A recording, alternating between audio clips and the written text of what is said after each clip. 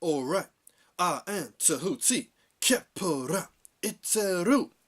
Now this video right here, I wanted to decode the anime Dragonball Super, right?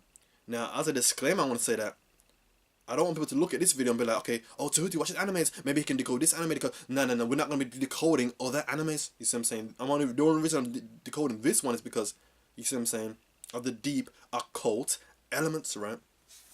The deep occult elements, so again, let's deal with this right here. So again, you already know what it is right here, right? So let's deal with this. So now so again, most people you may not watch you may not watch animes, right? You may not be familiar with Dragon Ball Super. You may not be familiar with this. So now the main episodes, the occult episodes, right, are episode 64. Let me see, 64, 65, 66, and 67, right? Those are the occult episodes right there. So again, now Dragon Ball Z, now it's known for its metaphysics, but for them to go this far into the occult, I was actually surprised, so compelled that I had to make this video right here. So let's get straight into this. So now, starting off now with episode 64. So now you have this character now, Goku Black, right? Now this character Goku Black now is fighting Vegeta, right? Right, he's fighting Vegeta, and now he has seen a tremendous growth in Vegeta's power, and he acknowledged that this this growth was due to Vegeta's anger. So Vegeta's anger made him stronger. Then Goku Black now.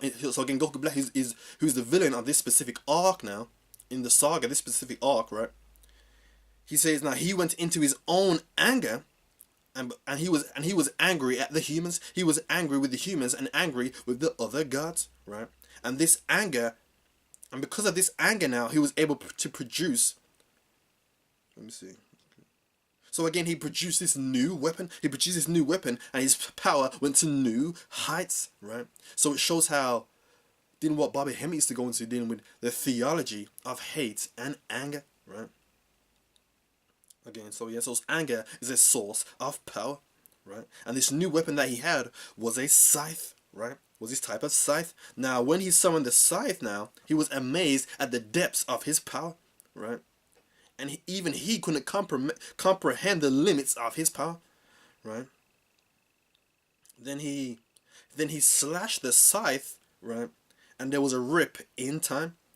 So based on this scythe now, if you want to decode this scythe, the scythe represents the end times, right? Or the beginning of the end. As the scythe cuts off the head, right? It cuts off the head. And the cutting of the head now, so the cutting of the head represents death, but it doesn't just represent death, it always represents the disembodiment, right, from the physical. So it's talking about the removal, right, from the physical, right? Detachment from the physical is cutting off the head, the disembodiment, so it's removing the detachment, but we're talking about the detachment from the physical, right? And the rip in time shows an unknown dimension. So dealing with the scythe now, what it represents, him having the scythe represents the end times. This whole end times that we're dealing with, these end times, is a removal of the physical, transitioning into an unknown dimension. That's the end times right there, right? And that's what they're subtly encoding, right? So Goku Black now, with the scythe, shows that he's the one that will bring about these end times, right? He's the one that will bring about it. So essentially in this position right here, based on you looking at him in that position, it shows like he's like a type of antichrist, right? But as I've mentioned in another video, the antichrist is the Christ. What I mean is that the attributes of the antichrist, that with all the destruction, all this evil, that's actually the true attributes of the real Christ. You see what I'm saying? That's actually the true attributes of the real Christ, who will come to destroy right, and bring forth the kingdom of heaven. You see what I'm saying? So that's actually the true attributes of the real Christ right now, right? Now, if we fast forward to episode 65 now, you have Goku Black, right? And again, you have this character known as Zamasu, right? Or Zamas. Now, Zamasu now, he is a god in the in the saga. He is a god, right? And then he fused now with Goku Black. And to fill you in, for those people who are not familiar, basically Goku Black is Zamasu, right? But he stole, basically some kind of time loop or whatever, stole Goku's body. So he is Zamasu inside Goku's body. Basically stole Goku's body. So now they fuse now. And then when they fuse now, right, he's talking about how he wants to wipe out humans. He wants to create this zero humanity plan where he would create a new world for gods by gods, right? You see what I'm saying? So again, he wants to bring forth a new world of gods and end the world of humans, you see. So in this case, it is destroying the old and bringing forth the new. So again, it shows how destruction is good, but we're going to go deeper into this. Destruction is good. That's the key to this. Now, when he fused now, if you notice now, when he fused, he had these halos right here, these halos. He had the halo around him, right? And that halo is the Christ. You see, that halo is the Christ, showing how this destruction is good. The destruction that he's doing is good. And what it represents right there is the Christ energy to destroy this world and bring forth the kingdom of heaven, right? So now Goku and Vegeta now began fighting Zamasu. They began fighting Zamasu, but he was basically undefeatable. They couldn't defeat him, right? And his power was so great now. His power was essentially limitless. He was undefeatable. So now, based on the metaphysics of Goku Black and Zamasu now, Goku Black and Zamasu fuse represents the melanin and the soul. That's what it represents right there. Melanin and the soul, right? And the melanin kept growing in power. It just kept growing in power. It was undefeatable, right? It kept growing in power. The monster. You see what I'm saying? And again, we're going to go deeper into that in later on in this video, dealing with this monster right here. So it kept growing in power. Now, again, it shows how the immortal soul, Zamasu now, again, was undefeatable. So Zamasu in this state now represents melanin, the true power of melanin, which is undefeatable. You see what I'm saying? It's undefeatable. Right.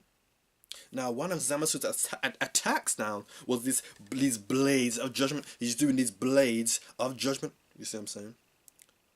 Again, and that goes into what I've said in my other videos, that we are the ones that will bring judgment. It's no spook God. We are the ones that will bring this judgment right here. You see what I'm saying? Now, another one of Zamasu's attacks was when he summoned this bird, right? And it was this bird with this circle around it. You see what I'm saying? This circle around it, and it had this jewel inside. Now, this bird represents a type of magical entity right now, a type of entity, right? And the circle, which I've said it was Spain in my last video now, the circle is that magic circle. You see what I'm saying? That magic circle, right? And that's how you bind and trap these entities, right? That magic circle right now, right? And the jewel now, in one instance, could represent the pineal gland. The jewel inside the bird could represent the pineal gland. Or in another instance, it could be the Philosopher's Stone. Even though the Philosopher's Stone isn't necessarily a stone, but it could be the Philosopher's Stone. But again, it's the jewel inside right there. You see what I'm saying?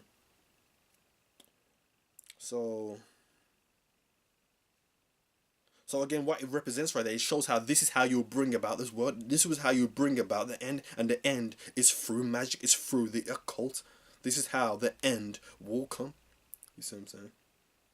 So now, if we fast forward now to episode 66 now, this is where they switch it up. Now, this is where they switch it up right here.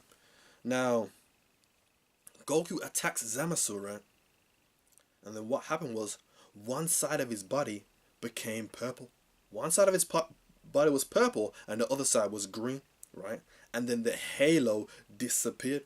So what they're showing here is that we're talking about a completely different entity. We're not talking about melanin and the soul anymore. We're talking about a different entity right here. Now, and again, this purple now goes back to one of my other videos, right? One of my later day videos, or earlier videos, I should say, dealing with these purple octopuses right here. This is what it goes back to. Now, looking back now, right, I would say that these purple octopuses is more of an archetype dealing with either the archons or the demiurge. That's what I'm thinking now. Based on the way they do it, it's dealing with, it's a more of an archetype. You know what I'm saying? But again, when I was doing research into this, there's no sources, there's no information, there's nothing on it. You see what I'm saying? But yeah, it's being encoded into this anime right here. You see what I'm saying? They're encoding this stuff, but again, we're gonna go into that, right? You see what I'm saying? So again, so by him making him purple now he can be defeated. You see what I'm saying? Now he can be defeated right here. You see what I'm saying? Well, when he was green and he had the halo, when he was the Christ, he was undefeatable. Now when they made him purple, now he can be defeated. You see what I'm saying? So again, they're showing, they're representing another entity right here. What they're talking about is another entity. You see what I'm saying? Now, the way Zamasu was defeated was Trunks' sword became endowed with all the energy of the people, which represents concentrated thought. You see what I'm saying? That also goes back into also dealing with the spirit bomb as well. That's what the spirit bomb is. It's concentrated thought. The spirit bomb. You see what I'm saying? And the sword represents willpower. So whenever you see these animes and they have this sword, now the sword represents the will. You see what I'm saying? So that's why when Trunks lost his will, the sword was broken. You see, when he lost his will and he couldn't fight no more, the sword was broken. And then now when the sword was, you know what I'm saying, it was endowed with the energy of the people and it became a full sword again, then you see the will. You see what I'm saying? He rose up and now the will and his morale rose up. So again, the sword represents will. So on this aspect right here, through concentrated thought, through the will of concentrated thought is how you defeat the archons and the demiurge. That's how you defeat him. You see what I'm saying? That's how you defeat this archon and the demiurge right here. You see what I'm saying? And then by killing him now, what they were showing you, they weren't defeating Zamasu, they weren't defeating Melanin and the soul, they were defeating the demiurge. That's why when they defeat him now, they split him in two. You see what I'm saying? They split him in two, making a distinction between the true Christ energy and destroying the demiurge. So now this is what I'm going to go back to now. So now there was another scene or another part in that episode, right? What happened was that Trunks slashed Zamasu, right, when he was in this purple state, and slashed him and drew an X on him, right? And that same X now, if you watch that video I did dealing with his purple octopus, it's that same X that he has on his arm. So what I'm trying to show you is that these Japanese occultists, they know something we don't know. You see what I'm saying? There's no coincidence that it's that same X. There's no coincidence that they made him purple now. And it's that same X on the purple octopus that I was dealing with on that other video. So I'm saying, so obviously these Japanese occultists know something we don't know. You see what I'm saying? There's a deep occult circle in Japan where they even have knowledge that even the Europeans and knowledge in America that they don't even have dealing with their moves and their occultism. So these Japanese occultists, they know something we don't know. You see what I'm saying? So obviously there's no coincidence right there. So you see what I'm saying? But also based on that right there, what it also shows is that if concentrated thought and will can kill the archons and the demiurge, it shows how an unwilled concentrated thought, right? So praying and things of that nature, praying to God outside of yourself, that actually empowers the demiurge. You see what I'm saying? And it gives the demiurge power to keep you locked down. You see what I'm saying? You see what I'm saying? So again, keep you locked down. So now, right, in episode 67 now, it shows again that they never actually defeated Zamasu. Now Zamasu became the universe. He became the universe and justice and order itself. You see what I'm saying? So he was trying to become the natural order of the universe. But then why didn't he do this before? But the only time he did this now was when he became purple. Then they split him in two. That's when they did it. So what I trying to show how through concentrated thought they defeated the archons and then the demiurge, then the true God, the rightful God, the soul, then became the order of the universe. You see what I'm saying? So again, it's quite deep. What they did right now, it's quite deep, right? You see what I'm saying? So now, when he was in this form now, it became the whole world now, it looked as if he was evil. He was destroying people, he was destroying houses, basically destroying the world, right? And it looked like what he was doing was actually evil. But he was actually creating a better world, right?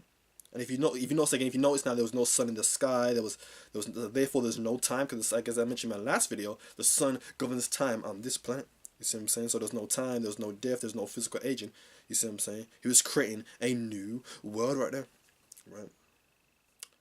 Then what Goku did now, okay, again, he was undefeatable. Even in this one, they couldn't defeat him. So now Goku had to call down this supreme god, whose name was, I think his name was Onisama, or Zen-sama, right now. And he told him to erase Zamasu, right? So now they got, so what they did now, they escaped now. So they let him erase Zamasu and defeat Zamasu, this supreme god. And they escaped, right? But now, and then what they did now is Goku then came back, right?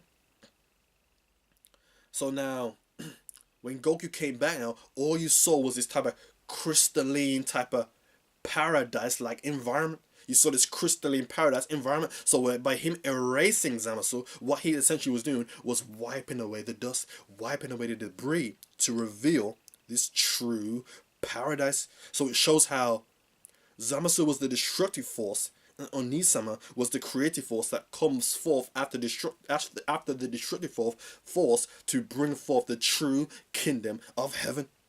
You see what I'm saying? To bring the true kingdom of heaven, and what was left over. There's no coincidence. Again, that's not a mistake. For them to come back now, you saw what was left there. They're trying to show you what he was doing, what he was actually doing. Again, that's what I'm saying. He was trying to create, and what you saw was left over was this crystalline world that was left over. So what they're trying to show you is that that's the paradise. That's what he was trying to do. That's what he was trying to create. The destruction is good, right? The destruction is good because after the destruction brings forth this paradise, this ultimate paradise. You see what I'm saying? This crystalline world, this crystalline paradise, and then that same paradise was the same heavenly abode that Onisama or Zen-sama himself was living in. That's what he was living in. So that's what he was trying to create right there. This eternal bliss right there. You see what I'm saying? That's what he was trying to create. Right? So what it's showing you essentially, destruction is good. So this whole end of the world, all this destruction, that's actually good. Right? And in instance right here, Zamasu, you are Zamasu. Right? And it's shown how you must use your own swords of judgment right here, right? And summon your own magical entities to bring about the end of this world, which is the Christ energy. That's the Christ. You see what I'm saying? The destruction of this world. So Zamasu represents the destructive force, right? That the Christ energy is supposed to destroy this human world and bring forth the true kingdom of heaven. You see what I'm saying? So that's just a quick breakdown right here. You see what I'm saying? There's a lot of deep occultism right there. And also I mentioned how I wanted to go back to this monster concept. Now, in the ending song, right? The ending song of that video, of the episode right here, it talks about this 4,000-year-old monster. Right? It talks about this 4,000-year-old monster, but by 4,000, they don't actually mean 4,000. What they mean is 400. This 400-year-old monster, and this 400-year-old monster is the black man in America. That's the 400-year-old monster, right? So again, this goes back to something that Bobby was talking about, how slavery, it was this transmutation process. You see what I'm saying? Slavery was this type of alchemical transmutation process, and through slavery, through all this stress and through all the stress of slavery and racism, it's produced this new being, this sublime being, this philosopher's stone, this melanin being right here. That's what it's produced. That's the 400-year-old monster. You see what I'm saying? But not a monster in the sense that it's scary and this evil monster, but this new sublime creature right here. So that's what it is. So again, this Zamasu, this Goku Black, that is us. That's us right here. So again, it's deep. I'm actually surprised they went this deep. You see what I'm saying? And other elements dealing with, also other elements, just before we close out right here, other elements, you saw the other characters, Wiz and Biru-sama. Again, that just represents right there Sekhmet and Ptah. You see, that's just Sekhmet and Ptah. But even though Sekhmet is supposed to be the female and Ptah is the male, they're making both male to switch it up. But basically, that's Sekhmet and that's Ptah right there. You see what I'm saying? He's got the staff, he's got all that. So again, that's what that is right there. You see what I'm saying? So again, it's our stuff right there. You know what I'm saying? It's our stuff. But again, it's these Japanese occultists. You see what I'm saying? They really outdid themselves with this whole ending to this Dragon Ball Super right here. They really outdid themselves right here. You see what I'm saying? So I had to deal with this Dragon Ball Super right here. So again, I know what I'm saying. So again, some people you may not watch these Dragon Ball Z Super, but I would recommend watching those episodes. Let me see which ones it was now. 64, 65, 66, and 67. Even if you don't really get the story, just look at what they're doing, look at what they're encoding. If you've been following the videos that I've been releasing now, you'll be able to catch it, and it's deep. It's deep. They're literally showing you exactly what's taking place. They're showing you the transmutation. They're showing you everything right there. Again, it was deep. Alright, so again, just a quick video right here. So alright, black people, so I hope you enjoyed the video. Hope you took some good information from this. Alright, black people, thanks for watching. You know what I'm saying? So yeah, thanks for watching.